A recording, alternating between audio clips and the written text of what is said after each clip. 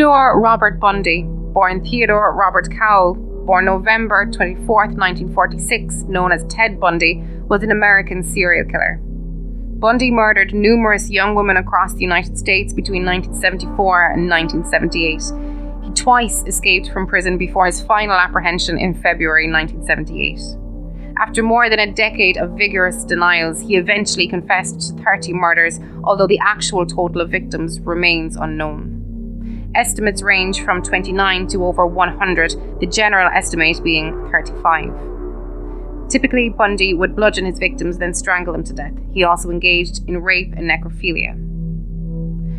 Bundy was born at the Elizabeth Lund Home for Unwed Mothers in Burlington, Vermont, to Eleanor Louise Cowell. While the identity of his father remains a mystery, Bundy's birth certificate lists a Lloyd Marshall, born 1916, although Bundy's mother would later tell of being seduced by a war veteran named Jack Worthington. Bundy's family did not believe this story, however, and expressed suspicion about Louise's violent, abusive father, Samuel Cowell. To avoid social stigma, Bundy's maternal grandparents, Samuel and Eleanor Cowell, claimed him as their son. In taking their last name, he became Theodore Robert Cowell. He grew up believing that his mother was his older sister. Bundy biographers Stephen Michaud and Hugh Ainsworth wrote that he learned Louise was actually his mother while he was in high school. True crime writer Anne Rule, who knew Bundy personally, states that it was around 1969, shortly following a traumatic breakup with his college girlfriend. For the first few years of his life, Bundy and his mother lived in Philadelphia, Pennsylvania. In 1950, Bundy and his mother, whom he still believed was his sister, moved to live with relatives in Tacoma, Washington. Here, Louise Cowell had her son's surname changed from Cowell to Nelson. In 1951, 1 year after their move, Louise Cowell met Johnny Culpepper Bundy at an adult singles night held at Tacoma's First Methodist Church. In May of that year, the couple were married, and soon after, Johnny Bundy adopted Ted, legally changing his last name to Bundy. Johnny and Louise Bundy had more children, whom the young Bundy spent much of his time babysitting. Johnny Bundy tried to include his stepson in camping trips and other father-son activities, but the boy remained emotionally detached from his stepfather.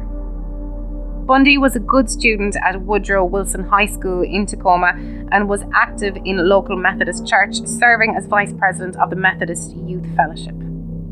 He was involved with the local troop of the Boy Scouts of America. Socially, Bundy remained shy and introverted throughout his high school and early college years.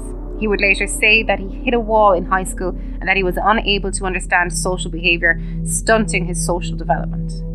He maintained a facade of social activity, but he had no natural sense of how to get along with other people, saying, "I didn't know what made things tick. I didn't know what made people want to be friends. I didn't know what made people attractive to one another. I didn't know what underlay social interactions." Years later, while on Florida's death row, Bundy would describe a part of himself that from a young age was fascinated by images of sex and violence. In early prison interviews, Bundy called this part of himself the entity. While still in his teens, Bundy would look through libraries for detective magazines and books on crime, focusing on sources that described sexual violence and featured pictures of dead bodies and violent sexuality. Before he was even out of high school, Bundy was a compulsive thief, a shoplifter, and on his way to becoming an amateur criminal. To support his love of skiing, Bundy stole skis and equipment and forged ski lift tickets. He was arrested twice as a juvenile, although these records were later expunged. In 1965, Bundy graduated from Woodrow Wilson High. Awarded a scholarship by the University of Puget Sound, he began that fall taking courses in psychology and Oriental studies. After 2 semesters at UPS, he decided to transfer to Seattle's University of Washington. While a university student, Bundy worked as a grocery bagger and shelf stocker at a Seattle Safeway store on Queen Anne Hill, as well as other odd jobs. As part of his course of studies in psychology, he would later work as a night shift volunteer at Seattle's Suicide Hotline, a suicide crisis centre that served the greater Seattle metropolitan and suburban areas. There, he met and worked alongside former Seattle policewoman and fledgling crime writer Anne Rule, who would later write a biography of Bundy and his crimes, The Stranger Beside Me. He began a relationship with his fellow university student Stephanie Brooks, a pseudonym, whom he met while enrolled at UW in 1967. Following her 1968 graduation and return to her family home in California, she ended the relationship, fed up with what she described as Bundy's immaturity and lack of ambition. Rule states that around this time, Bundy decided to pay a visit to his birthplace, Burlington, Vermont. There, according to Rule, he visited the local records clerk and finally uncovered the truth of his parentage. After his discovery, Bundy became a more focused and dominant person. In 1968, he managed the Seattle office of Nelson Rockefeller's presidential campaign and attended the 1968 Republican Convention in Miami, Florida, as a Rockefeller supporter. He re-enrolled at UW, this time with a major in psychology. Bundy became an honor student and was well liked by his professors. In 1969, he started dating Elizabeth Klopfer, a divorced secretary with a daughter who fell deeply in love with him. They would continue dating for more than 6 years until he went to prison for kidnapping in 1976. Bundy graduated in 1972 from UW with a degree in psychology. Soon afterward, he again went to work for the state Republican Party, which included a close relationship with Governor Daniel J. Evans. During the campaign, Bundy followed Evans' Democratic opponent around the state, tape recording his speeches and reporting back to Evans personally. A minor scandal later followed when the Democrats found out about Bundy, who had been posing as a college student. In the fall of 1973, Bundy enrolled in the law school at the University of Utah, but he did poorly. He began skipping classes, finally dropping out in the spring of 1974. While on a business trip to California in the summer of 1973, Bundy came back into his ex-girlfriend Stephanie Brooks' life with a new look and attitude, this time as a serious, dedicated professional who had been accepted to law school. Bundy continued to date Klopfer as well, and neither woman was aware that the other existed. Bundy courted Brooks throughout the rest of the year, and she accepted his marriage proposal. 2 weeks later, however, shortly after New Year's 1974, he unceremoniously dumped her, refusing to return her calls. A few weeks after this breakup, Bundy began a murderous rampage in Washington state. No one knows exactly where and when Bundy began killing. Many Bundy experts, including Rule and former King County Detective Robert D. Keppel, believed Bundy may have started killing as far back as his early teens. Anne-Marie Barr, an 8-year-old from Tacoma, vanished from her home in 1961 when Bundy was 14 years old, though Bundy always denied killing her. The day before his execution, Bundy told his lawyers that he made his first attempt to kidnap a woman in 1969 and implied that he committed his first actual murder sometime in 1972. At one point in his death row confessions with Keppel, Bundy said he committed his first murder in 1972. In 1973, one of Bundy's Republican Party friends saw a pair of handcuffs in the back of Bundy's Volkswagen. He was for many years a suspect in the December 1973 murder of Kathy Devine in Washington state, but DNA analysis led to another man's arrest and conviction for that crime in 2002. Bundy's earliest known identified murders were committed in 1974 when he was 27. Shortly after midnight on January 4th, 1974, Bundy entered the basement bedroom of 18-year-old Joni Lenz, a pseudonym, a dancer and student at UW. Bundy bludgeoned her with a metal rod from her bed frame while she slept and sexually assaulted her with a speculum. Lenz was found the next morning by her roommates in a coma and lying in a pool of her own blood. She survived the attack but suffered permanent brain damage. Bundy's next victim was Linda Ann Healy, another UW student and his cousin's roommate. In the early hours of February the 1st, 1974, Bundy broke into Healy's room, knocked her unconscious, dressed her in jeans and a shirt, wrapped her in a bedsheet and carried her away. Co-eds began disappearing at a rate of roughly one a month. On March the 12th, 1974, in Olympia, Bundy kidnapped and murdered Donna Gail Manson, a 19-year-old student at the Evergreen State College. On April 17, 1974, Susan Rancourt disappeared from the campus of Central Washington State College in Ellensburg. Later, 2 different CWSC co-eds would recount meeting a man with his arm in a cast, one that night, one 3 nights earlier, who asked for their help to carry a load of books to his Volkswagen Beetle. Next was Kathy Parks, last seen on the campus of Oregon State University in Corvallis, Oregon on May 6, 1974. Brenda Ball was never seen again after leaving the Flame Tavern in Burien on June 1, 1974. Bundy then murdered Georgianne Hawkins, a student at UW and a member of Kappa Alpha Theta, an on-campus sorority. In the early morning hours of June 11, 1974, she walked through an alley from her boyfriend's dormitory residence to her sorority house. She was never seen again. Witnesses later reported seeing a man with a leg cast struggling to carry a briefcase in the area that night. One co-ed reported that a man had asked for her help in carrying the briefcase to his car, a Beetle. Bundy's Washington killing spree culminated on July 14, 1974, with the daytime abduction of Janice Ott and Denise Naslund from Lake Sammamish State Park in Issaquah. That day, 8 different people told the police about the handsome young man with his left arm in a sling who called himself Ted. 5 of them were women whom Ted had asked for help unloading a sailboat from his Beetle. One of them went with Ted as far as his car, where there was no sailboat, before declining to accompany him any further.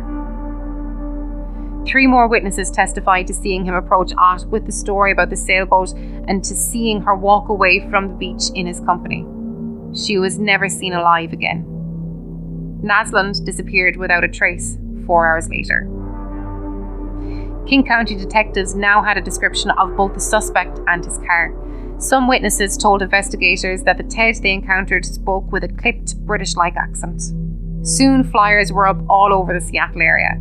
After seeing the police sketch and description of the Lake Sammamish suspect in both of the local newspapers and on television reports, Bundy's girlfriend, one of the psychology professors at UW, and former co-worker Anne Rule all reported him as a possible suspect.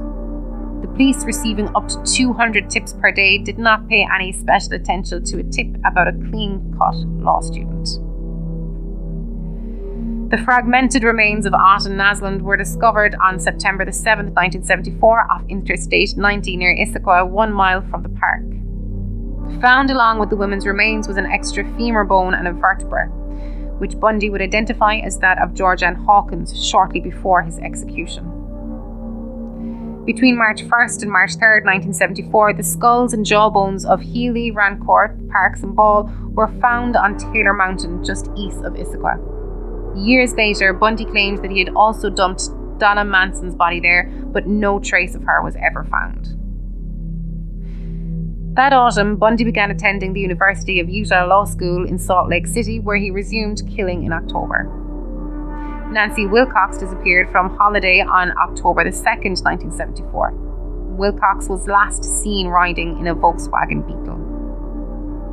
On October 8th, 1974, Bundy murdered Melissa Smith, the 17-year-old daughter of Midvale Police Chief Louis Smith. Bundy raped, sodomized, and strangled her. Her body was found 9 days later. The next was Laura Aim, also 17, who disappeared when she left a Halloween party in Lay, Utah on October 31st, 1974. Her naked, beaten and strangled corpse was found nearly a month later by hikers on Thanksgiving Day on the banks of a river in the American Fork Canyon. In Murray, Utah, on November 8th, 1974, Carol Durant narrowly escaped with her life. Claiming to be Officer Roseland of the Murray Police Department, Bundy approached her at the Fashion Place Mall, told her someone had tried to break into her car, and asked her to accompany him to the police station. She got into his car but refused his instruction to buckle her seatbelt. They drove for a short period before Bundy suddenly pulled the shoulder and attempted to slap a pair of handcuffs on her. In the struggle, he fastened both loops to the same wrist. Bundy whipped out his crowbar, but Durant caught it in the air just in time before it would have cracked her skull. She then got the door open and tumbled out onto the highway, thus escaping from her would-be killer. About an hour later, a strange man showed up at Viewmont High School in Bountiful, Utah, where the drama club was putting on a play. He approached the drama teacher and then a student, asking both to come out to the parking lot to identify a car. Both declined.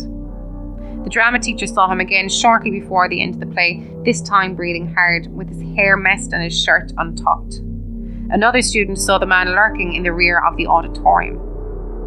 Debbie Kent, a 17-year-old Viewmont High School student, left the play at the intermission to go and pick up her brother and was never seen again. Later, investigators found a small key in the parking lot outside Viewmont High. It unlocked the handcuffs taken off Carol Durant. In 1975, while still attending law school at the University of Utah, Bundy shifted his crimes to Colorado. On January the 12th, 1975, Karen Campbell disappeared from the Wildwood Inn at Snowmass, Colorado, where she had been vacationing with her fiancé and his children. She vanished somewhere in a span of 50 feet between the elevator doors and her room. Her body was found on February the 17th, 1975. Next, Vail ski instructor Julie Cunningham disappeared on March 15th, 1975, and Denise Oliverson in Grand Junction on April 6th, 1975. While in prison, Bundy confessed to Colorado investigators that he used crutches to approach Cunningham after asking her to help him carry some ski boots to his car. At the car, Bundy clubbed her with his crowbar and immobilised her with handcuffs, later strangling her in a crime highly similar to the Hawkins murder. Lynette Culver went missing in Pocatello, Idaho on May 6, 1975, from the grounds of her junior high school. After his return to Utah, Susan Curtis vanished on June 28, 1975. Bundy confessed to the Curtis murder minutes before his execution. The bodies of Cunningham, Culver, Curtis and Oliverson have never been recovered. Meanwhile, back in Washington, investigators were attempting to prioritise their enormous list of suspects. They used computers to cross-check different likely lists of suspects against each other, for example, classmates of Linda Healy and owners of Volkswagens, and then identify suspects who turned up on more than one list. Theodore Robert Bundy was one of 25 people who turned up on 4 separate lists, and his case file was second on the to-be-investigated pile when the call came from Utah of an arrest. If you like that, then check out our Patreon, where for just $5 a month you get access to exclusive shows like Real Monsters and Playing with Bones with Amy Rose, along with early access to all our minisodes and ad-free access to the Weekend Update and It's Alive Alive! Not convinced yet? Well, head on over now and have 7 days on us. That's a 7-day free trial for all new members. That's It's Alive Alive Pod on Patreon. It's Alive Alive! All the guts and go with none of the guilt. See you on Wednesdays, unless you're on Patreon when you get us all week long.